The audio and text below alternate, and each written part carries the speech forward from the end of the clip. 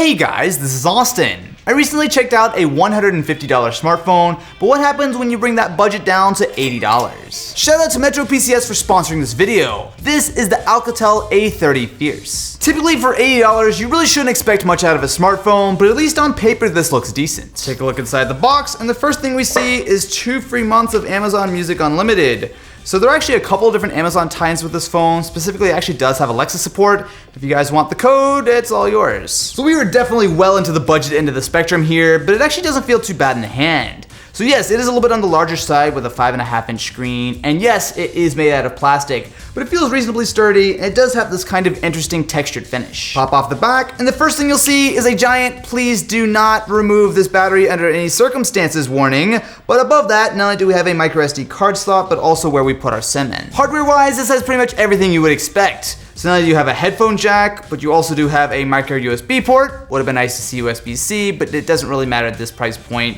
And you also do have the volume rocker as well as the slightly textured power button. This guy is rocking a 5.5-inch 720p IPS display. So just like with the Moto E4 Plus, it's nice to have a big display, and the resolution, even though it's a little bit low, really isn't too bad for a budget device. So it does get reasonably bright. However, a couple of areas where you can notice the budget price come through is with color reproduction and the actual feel of the display. It just doesn't feel quite as premium as something higher end with Gorilla Glass. Hey guys, this is Austin.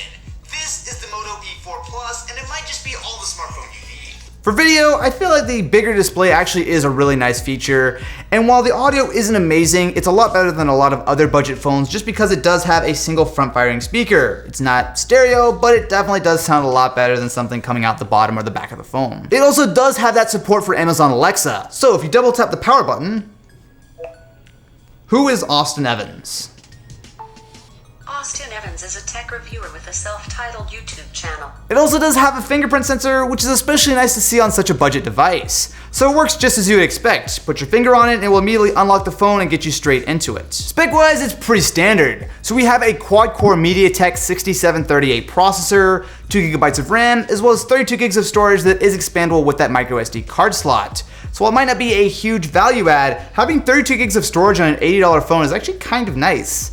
It's not like, you know, you can pay $600 for a 16 gig phone somewhere else or anything.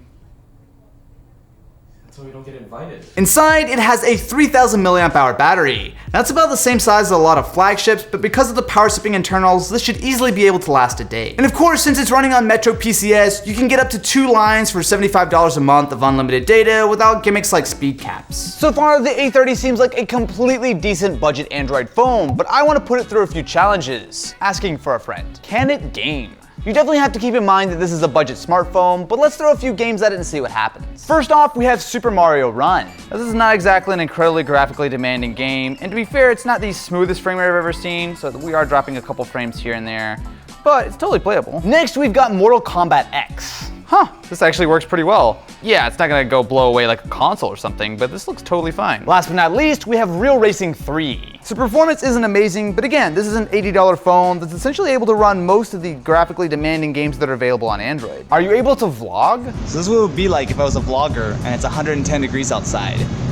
I would just complain a lot for about 5 minutes or so and then maybe move on to something else. Can you live stream? So, my first question is, this is an $80 smartphone. Can you guys tell the difference on Instagram Live? Not bad, not bad, looks good for 80 bucks. Yeah, I totally think so. Can you take a fast photo as if you see a celebrity? You never know when you find a wild Ken Bolito in the wild. Ready, and boom, got it. It's not a very good picture, but I got it fast. It's not perfect. If you have a little bit more budget to work with, I really do like the Moto E4 Plus, but for $80, the Alcatel A30 is definitely worth a look. So what do you guys think about the phone? Let me know in the comments below, and I will catch you in the next one.